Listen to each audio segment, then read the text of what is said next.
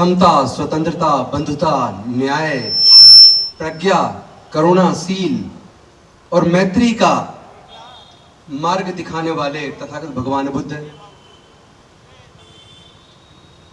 संत गुरु रविदास जी,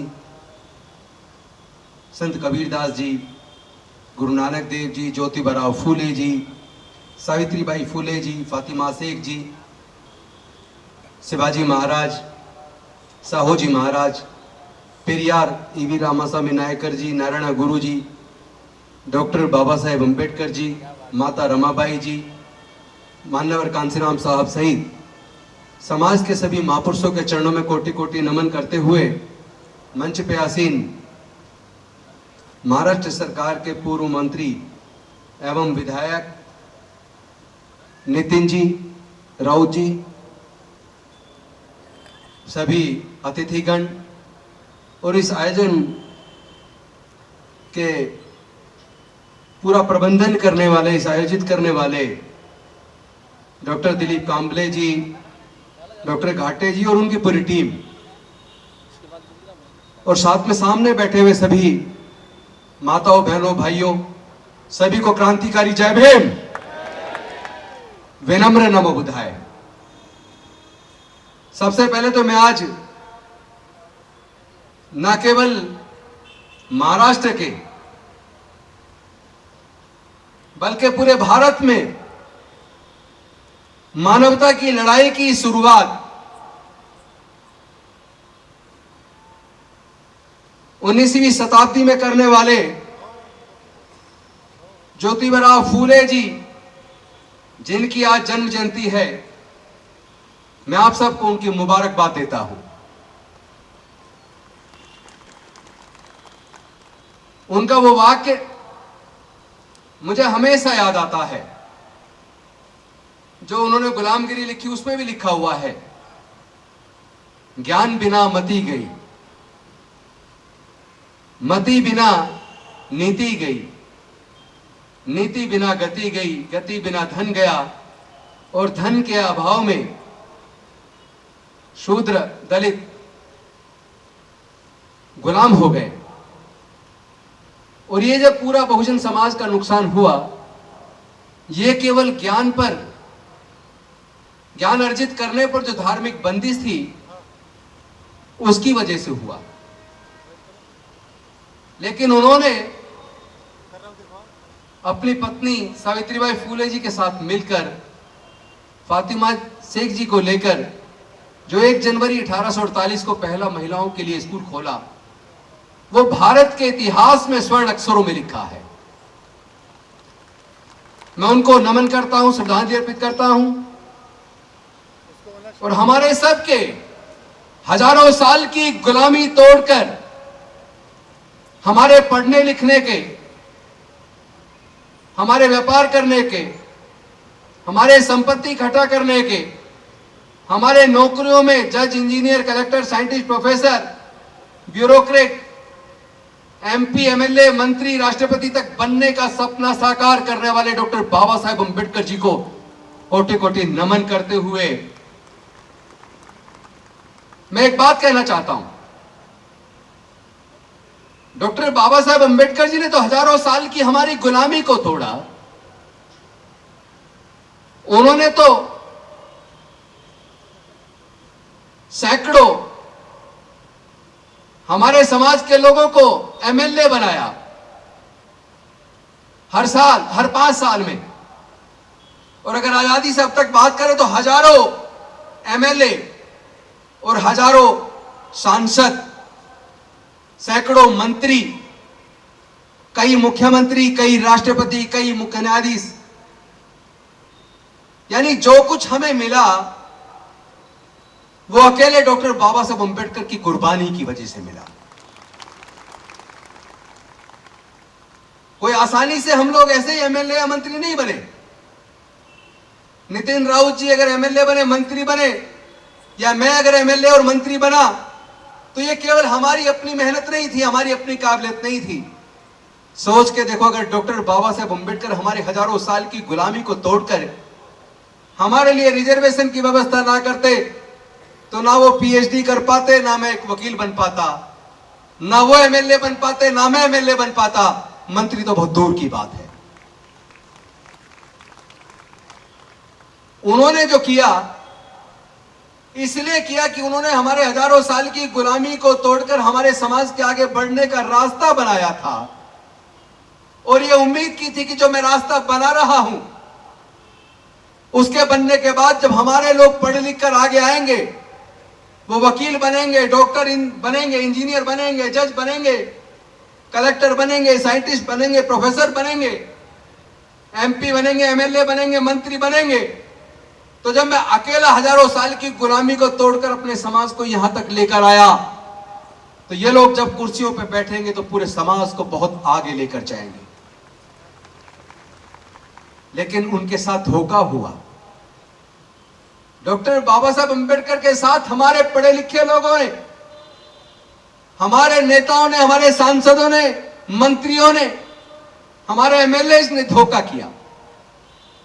वो ये उम्मीद करते थे कि जो लोग हमारे जीतकर संसद के अंदर जाएंगे, विधानसभाओं में जाएंगे, वो समाज के विकास के लिए अच्छी अच्छी योजना बनवाएंगे, वो समाज के ऊपर होने वाले जुल्म ज्यादती के खिलाफ आवाज बुलंद करेंगे, वो संसद और विधानसभाओं में समाज की आवाज बनेंगे, समाज की ताकत बनेंगे। लेकिन हमारे नेता समाज की ताकत बनने के बजाय अपने परिवार की ताकत बनने में ज्यादा उन्होंने इंटरेस्ट लिया, जिसकी वजह से आज यह हालत है कि जो डॉक्टर बाबा साहब अंबेडकर देकर गए थे, उसमें से 70% छिन चुका है। जो उन्होंने पढ़ने का रास्ता बनाया था, उसका नतीजा यह हुआ, मैंने पूरा सर्वे किया है, देश के सर्वोच्च न्यायालय में जितने जज हैं, उच्च न्यायालयों में या अधीनस्थ न्यायालयों में जितने जज हैं, देश में जितने ब्यूरोक्रेट्स हैं, जितने इंजीनियर्स, डॉक्टर, साइंटिस्ट, प्रोफेसर हैं सीनियर लेवल के, वो 98% सरकारी स्कूलों से पढ़े हैं। फिर ऐसी क्या वजह हुई कि सरकारों ने धीरे धीरे सरकारी स्कूलों को कमजोर कर दिया और प्राइवेट स्कूल खोलते चले गए। सरकारी स्कूलों में टीचर्स की भर्ती बंद कर दी। जहां 100 टीचर चाहिए वहां 30-40 टीचर हैं। वहां से पढ़ के बच्चे कुछ बन नहीं सकते। फिर नो डिटेंशन पॉलिसी लागू कर दी, किसी भी बच्चे को फेल मत करो, पहली से 8वीं तक कैसे ही पास कर दो। बच्चे का आधार कमजोर हो गया, उसको कुछ लिखना पढ़ना नहीं आया, उसे कुछ सिखाया नहीं, पहली से 8वीं तक कैसे ही पास कर दिया नो डिटेंशन पॉलिसी बनाकर। और 9वीं में कानून बना दिया, 9वीं में एग्जाम होगा, जो बच्चा एग्जाम में फेल हो जाएगा उसे स्कूल से निकाल दो। इसका परिणाम यह हुआ कि हमारे बच्चे नो डिटेंशन पॉलिसी की वजह से उनका भविष्य बर्बाद हो गया। और उसके बाद जो प्राइवेट स्कूल खुले, लोगों को लगा सरकारी में पढ़ के बच्चे कामयाब नहीं हो पाएंगे, चाहे कितनी मुसीबत उठानी पड़े प्राइवेट स्कूल में पढ़ा लो। लेकिन प्राइवेट स्कूलों में जो मध्यम दर्जे के पब्लिक स्कूल हैं, मैं महंगे बड़े स्कूलों की बात नहीं कर रहा, जो मध्यम दर्जे के पब्लिक स्कूल हैं, उसमें भी एक बच्चे की पढ़ाई का खर्चा, ट्यूशन का खर्चा, ट्रांसपोर्ट का खर्चा, सारे खर्चे अगर जोड़ ले तो एक बच्चों को पढ़ाने के लिए 7 से 8-10 हजार रुपया खर्च होता है। हर परिवार में कम से कम 2 बच्चे हैं, तो 2 बच्चों को पढ़ाने के लिए 15 से 20 हजार रुपया चाहिए। वो भी केवल जब पहली क्लास से 12वीं तक पढ़ने के लिए। उसके बाद जब बच्चा कॉलेज में जाता है, कॉलेज में जाने के बाद पहले तो कोचिंग लेगा बच्चा।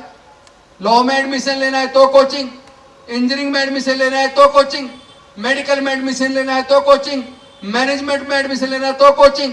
तो पहले तो लाखों रुपए कोचिंग पे खर्च करेगा, और उसके बाद अगर एग्जाम पास कर लेता है तो सरकारी इंजीनियरिंग कॉलेज में, सरकारी लॉ कॉलेज में, सरकारी मेडिकल कॉलेज में सरकारों ने इतनी फीस बढ़ा दी कि एक बच्चे को डिग्री कराने के लिए एक माँ बाप को 12 से 15 लाख कम से कम चाहिए।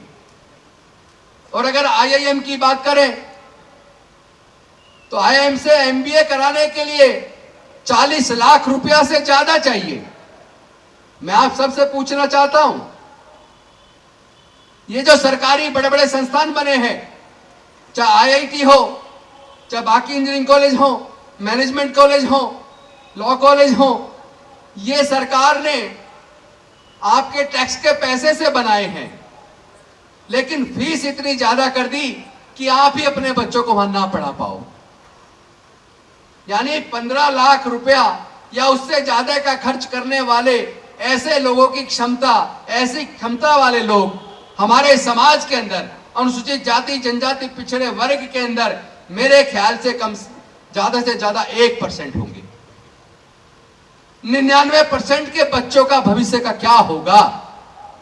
क्या डॉक्टर बाबा साहेब अम्बेडकर जी ने ऐसे भारत बनाने का सपना देखा था क्या? क्या भारत के संविधान निर्माताओं ने, भारत के स्वतंत्रता सेनानियों ने क्या ऐसे भारत का सपना देखा था जहां आम आदमी अपने बच्चे को पढ़ाई का खर्च ही ना उठा पाए, आम आदमी अपने इलाज का खर्च ना उठा पाए? मैं पूछना चाहता हूं, क्या ये सरकारी स्कूलों को कमजोर करके प्राइवेट स्कूल ज्यादा से ज्यादा खुले, क्या ये डिमांड जनता ने की थी क्या? नो डिटेंशन पॉलिसी लाकर किसी भी बच्चे को पहली से 8वीं तक ऐसे ही पास कर दो, क्या ये डिमांड बच्चों के माँ बाप ने की थी क्या? बच्चों ने नहीं की, बच्चों के माँ बाप ने नहीं की, टीचर्स ने नहीं की, फिर ऐसी व्यवस्था सरकारों ने क्यों बनाई? एजुकेशन को इतना महंगा कर दिया कि लोग, आम लोग एजुकेशन ले ही ना पाए। ये इतनी महंगी एजुकेशन क्यों हुई? सरकारी संस्थान जहां रिजर्वेशन से हम लोग नौकरी में आ जाया करते थे, वो सारे सरकारी संस्थान पिछली इन सरकारों ने, जो आज सरकार सत्ता के अंदर, उन्होंने बेच दिए, और जो बिक गया हमारा रिजर्वेशन खत्म, यानी हमारे नौकरी के रास्ते भी इन्होंने बंद कर दिए। मैंने जब इस पर चिंतन किया कि ऐसा हुआ क्यों, क्या ये अचानक हुआ है, आखिर ऐसा हुआ क्यों, जब मैंने इस पर चिंतन किया तो मेरे चिंतन में मुझे ये बात समझ आई, उनको ये तकलीफ होने लगी जो हजारों साल तक उनके गुलाम थे, जो जुल्म के खिलाफ कभी आवाज नहीं उठाते थे, जो 15-15 घंटे काम करने के बाद काम के बदले में पैसे नहीं मांगते थे। आज वो पढ़ लिख कर अफसर बनने लगे हैं, engineer, doctor, collector, scientist, professor बनने लगे हैं, वकील बनने लगे हैं, जज बनने लगे हैं, और जुल्म के खिलाफ आवाज उठाने लगे हैं। ये ताकत इनके पास कहां से आई? उन्हें समझ आया कि ये जो डॉक्टर बाबा साहब अंबेडकर जी ने इनके पढ़ने के रास्ते खोले, पढ़ने से इनको ज्ञान आ गया, अच्छे बुरे में अंतर करना आ गया, और ये जो नौकरी के रास्ते खोले, नौकरी से घरों में थोड़ा सा पैसा आने लगा, पैसे से आत्मविश्वास आया, इससे इस समाज के अंदर बोलने की ताकत आ गई। तो उन्होंने इस ताकत को खत्म करने का संकल्प किया, लेकिन उन्होंने सोचा डॉक्टर अंबेडकर सबको one man one vote one value, ये जो सबको वोट का अधिकार देकर गए, इस वोट के चलते इनके पढ़ने पे दोबारा से बंदिश लगाना संभव नहीं है, इनका रिजर्वेशन इस वोट की राजनीति के चलते खत्म करना संभव नहीं है। तो वो इतने सातिर हैं, चूंकि उसी सातिराना तरीके से, षड्यंत्र के माध्यम से हजारों साल तक उन्होंने हमें पढ़ने लिखने से, व्यापार से, संपत्ति से दूर रखा। उन्होंने ऐसा षड्यंत्र किया कि इनके पढ़ने पे बंदिश भी मत लगाओ, लेकिन इतना एजुकेशन को महंगा कर दो और सरकारी स्कूली सिस्टम को इतना कमजोर कर दो जहां से पढ़ के ये केवल मजदूर बने, कामयाब ना हो पाए, और किसी तरह पढ़ भी जाए तो इनका रिजर्वेशन खत्म कर दो, सारे सरकारी संस्थानों को प्राइवेटाइज कर दो, ना इनको नौकरी मिलेगी, ना इनके घर में पैसा आएगा, ना बोलने की ताकत आएगी। इस तरह षड्यंत्र करके इन्होंने हमारे समाज को कमजोर करना शुरू किया। लेकिन यह सवाल यह पैदा होता है, यह सब जो हुआ उस वक्त हमारे सांसद कहां थे? जब बाबा साहेब के दिए हुए अधिकारों को छीना जा रहा था तो हमारे पूरे देश के बहुजन समाज के सांसद और विधायक कहां थे? अगर हम लोग डॉक्टर बाबा साहेब अम्बेडकर के सच्चे अनुयायी होते, अगर हम डॉक्टर बाबा साहेब अम्बेडकर के सपनों को आगे बढ़ाने वाले होते, तो किसी कीमत पर इतने सारे हमारे सांसद और विधायकों के होते सरकार ऐसी योजना नहीं बना सकती थी, सरकार सरकारी संसाधनों को बेच नहीं सकती थी, सरकार हमारे रिजर्वेशन को खत्म नहीं कर सकती थी, सरकार महंगी करके हमारे बच्चों से शिक्षा नहीं छीन सकती थी। लेकिन हमने गलती क्या की? हम लोग संसद विधानसभाओं में तो गए, लेकिन वहां जाकर गूंगे बहरे बनकर बैठ गए। हम राजनीतिक पार्टियों के गुलाम हो गए। जो बाबा साहब का सपना था चकनाचूर कर दिया। समाज की लड़ाई को लड़ने के लिए कुर्बानी देने की जरूरत है। एक कुर्बानी डॉक्टर बाबा साहब अंबेडकर ने दी थी, अपने 4-4 बच्चों को गंवाकर अपनी पत्नी माता रमाबाई को कुर्बान कर दिया, अपने पूरे जीवन को जलाकर हमारे जीवन में रोशनी कर दी।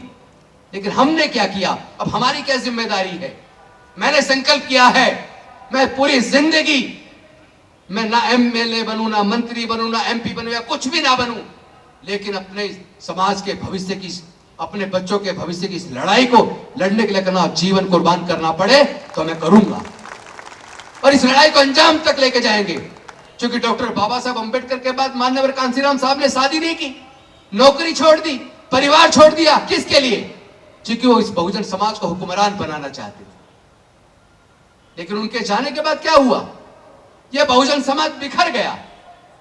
हमारे नेता अलग अलग पार्टियों में केवल मूक दर्शक बन गए। अरे भाई, ये रिजर्व सीटें हैं, आपको रिजर्व सीट से टिकट मिलता है। मंत्री भी बनते तो रिजर्व के कोटे से बनते हैं। तो भाई, जिनको आप रिप्रेजेंट कर रहे हैं संसद विधानसभाओं के अंदर, सरकार के अंदर, उस समाज की आवाज तो बनो। तुम बोलना शुरू करोगे, किस किस की जुबान बंद करेंगे, किस किस का टिकट काटेंगे? टिकट कटने से डरने की जरूरत नहीं है। इस समाज के भविष्य का सवाल है, बहुजन समाज के बच्चों के भविष्य का सवाल है। हमारे बच्चों का भविष्य अंधकार की तरफ जा रहा है, फिर से गुलामी वापस लौट रही है। क्या हमारे जब बच्चे, फिर से उनसे शिक्षा पूरी तरह छीन जाएगी, समाज गुलाम बन जाएगा, क्या हम अपने आने वाले बच्चों से आंखें मिला पाएंगे?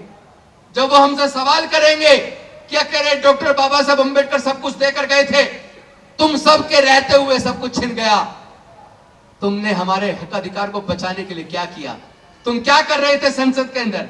तुम विधानसभा में क्या कर रहे थे? तुम नौकरियों में गए, अच्छे अच्छे पदों पर पहुंचे, तुमने समाज की लड़ाई को क्यों नहीं लड़ा? आज हम जो दोबारा से गुलाम बने हैं, तुम लोगों की वजह से बने हैं। तो जरा सोच के देखो, क्या हम अपने बच्चों से आंखें मिला पाएंगे?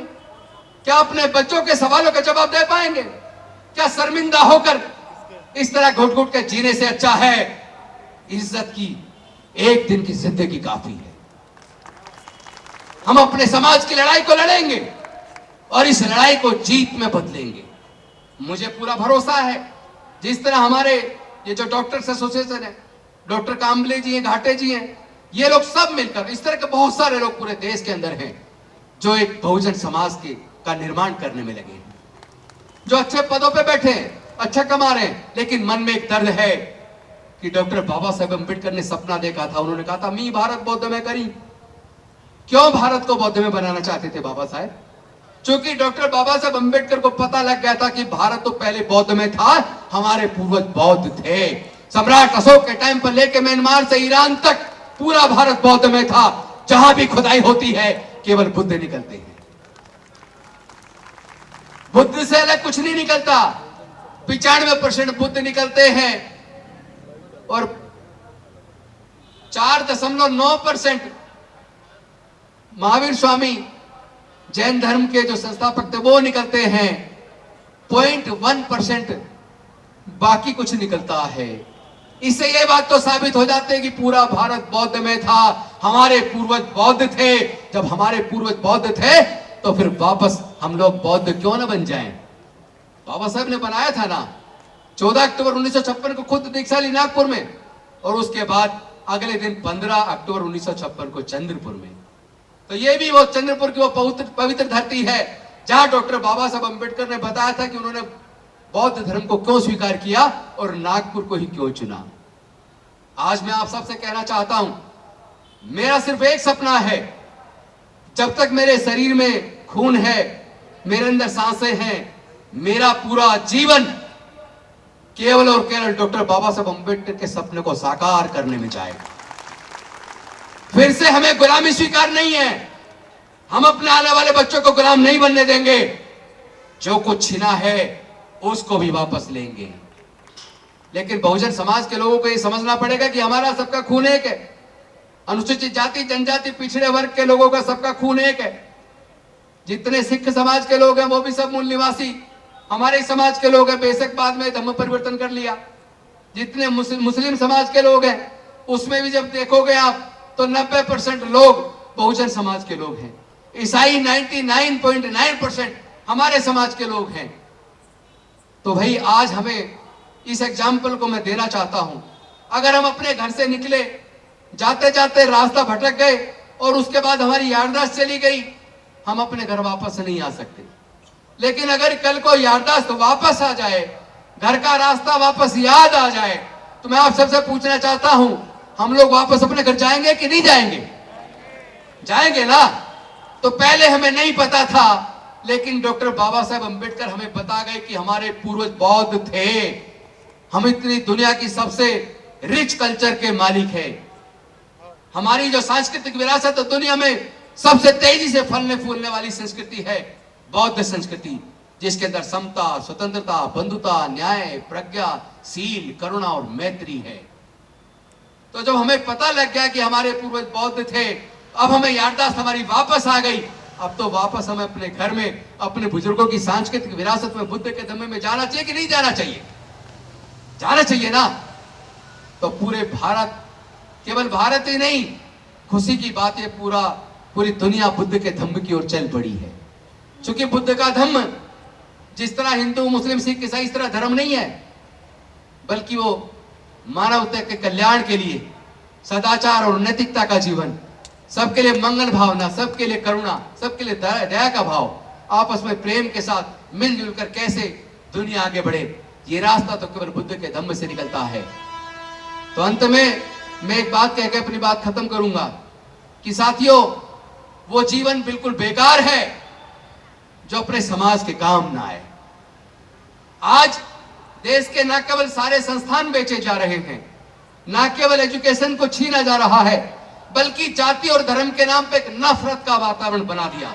अभी रामनवमी के दिन तुमने देखा होगा, इधर महाराष्ट्र के अंदर औरंगाबाद में, उधर गुजरात के अंदर, उधर बिहार शरीफ के अंदर, उधर वेस्ट बंगाल के अंदर हावड़ा में रामनवमी के अंदर किस तरह दंगे कराए गए। मैं पूछना चाहता हूं, इससे किसका भला होने वाला है?